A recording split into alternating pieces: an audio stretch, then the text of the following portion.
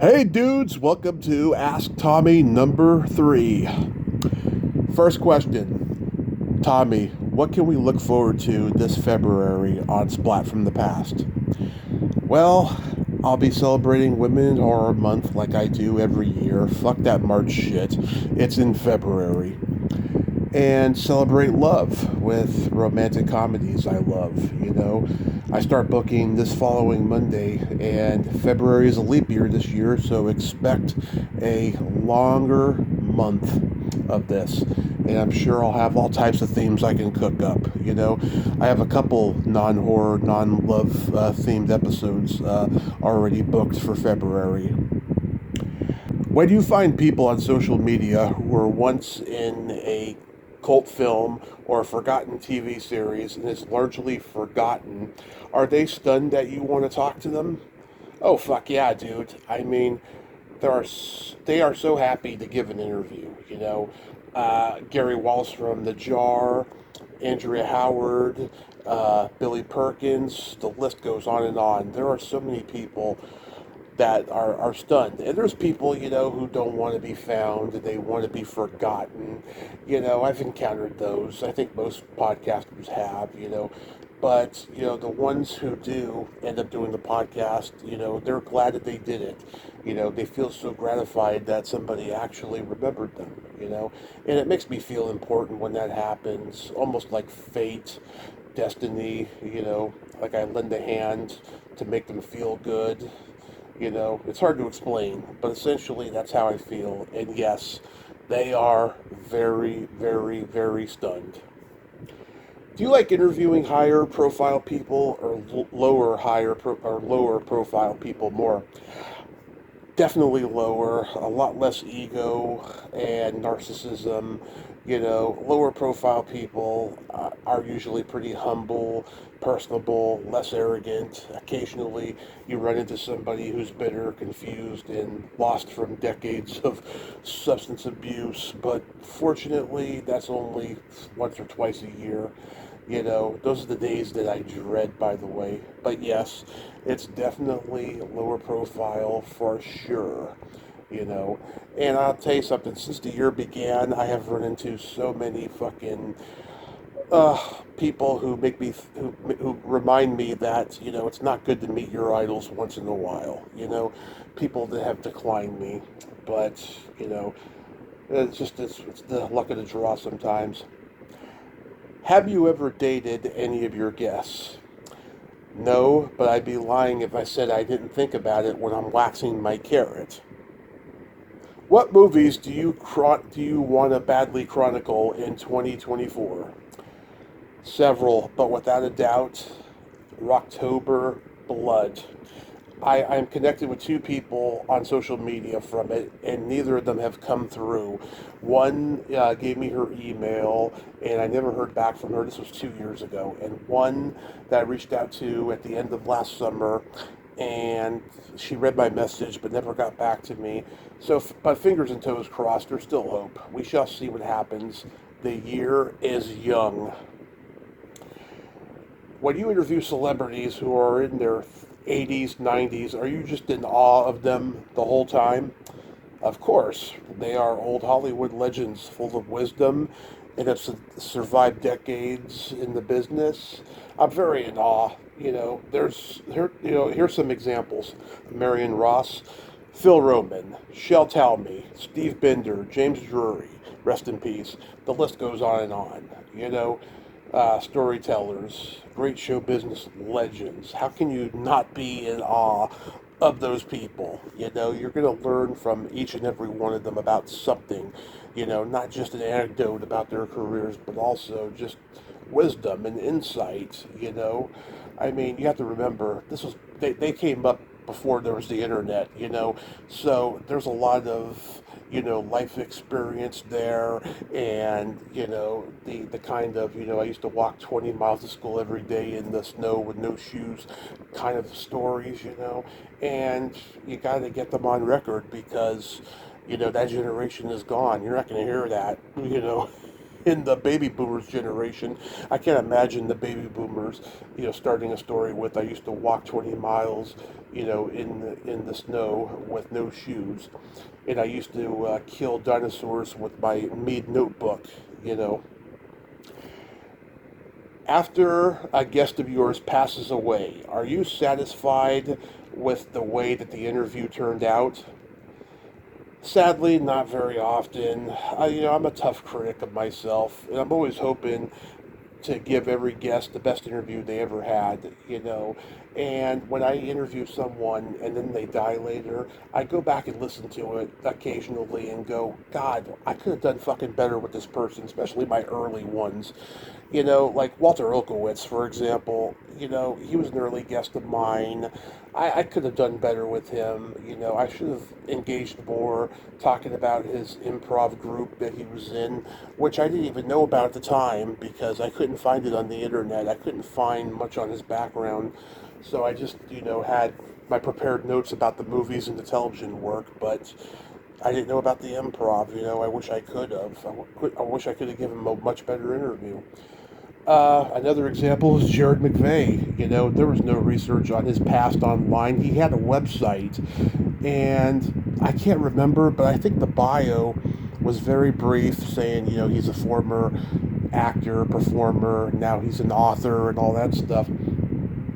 But I wanted to, I did want to ask him stories about his days as a performer in the 50s and 60s, but the reason I didn't was because I didn't know about them until he started telling me them, and I was so in awe of them, and plus I was a little intimidated because just before the interview, he kind of yelled at me a little bit because I was an hour early, and I could have swore we were talking at 11, not 12 that day.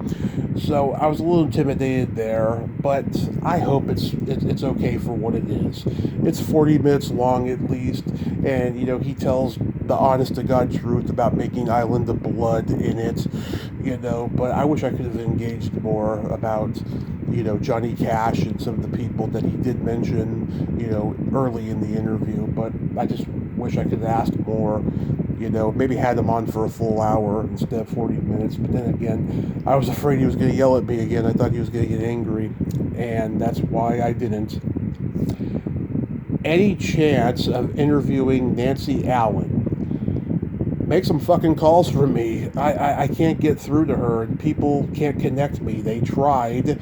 There's some fucking weirdness, some semi-hierarchical shit there that I don't want to get into, but yeah, I would love to interview Nancy Allen. I mean, I'm a huge fan of hers, in terms of acting, and I did meet her once, and she was nice to me, but there was some shit going on with her Wee Sparks secretary.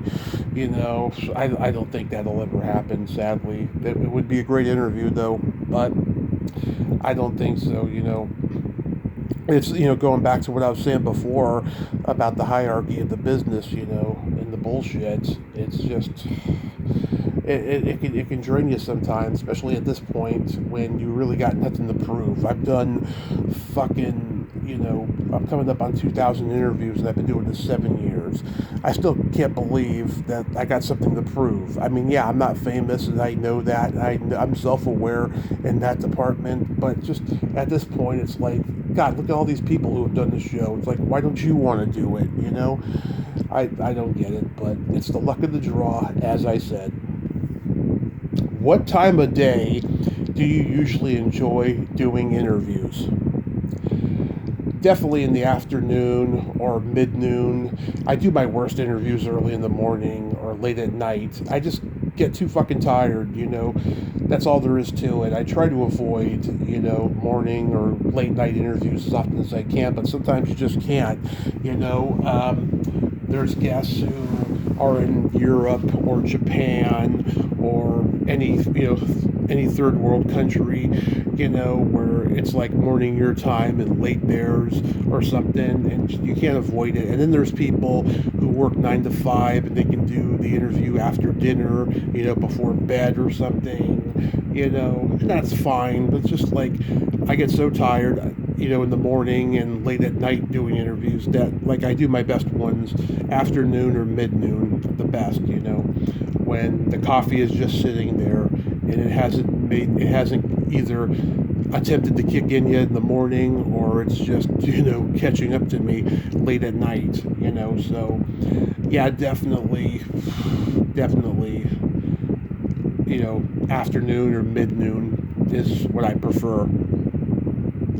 Any chance of you ever doing a live Splat from the Past episode? Again, make some calls for me. I have no clout in the convention circuit, and I refuse to kiss ass, I mean, the only interview I've ever come close to doing at a convention is when I was at that festival for Silver Scream Fest back in 2018, and I had Kelly Maroney on, and we talked 5 minutes on camera. Fucking, I hope she'll eventually do a full hour with me, eventually, And I have a lot of regrets of the way I acted before my podcast. So many celebrities, like, that I met at that time just won't talk to me ever since I started this podcast. It's really, really creepy and strange, but what can you do? What can you do? Where did your sign off, "There's no shame in living in the past because the present sucks," come from? It was a total improv on my part. I needed a sign off at the end of my first episode, and I thought, it was good. It was original. I think I'll keep doing that. It was just a complete ad lib. There's no shame in living in the past because the present sucks. And I really thought it was a great ad lib, So I just kept doing it, And I've had people tell me, especially in my family, tell me that it was a brilliant sign off, I think a lot of people, don't listen to my podcast near the end a lot of the time, right? So they don't even know it fucking exists, But it's okay. I mean, I'm proud of it, So I'll keep saying that. There's no shame in living in the past because the present sucks. Finally, if you had a Patreon, what kind of content would you put on there? My own dick pics, highly offensive joke memes. It probably wouldn't get too many subscribers. I've always been ahead of my time. I've always been ahead of the game. And I gotta be honest with you. I think that people who have Patreons, I just think it's another sophisticated form of OnlyFans or bullshit. That's,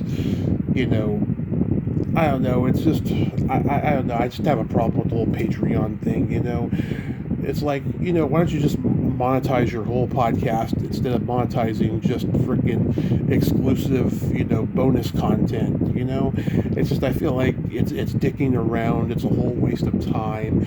You listen to these audio-only podcasts on Spotify or whatever, and they talk about their Patreon. You go to the Patreon, you see the visual version of the episode. I haven't seen it personally, the Patreon, but this is what they've described.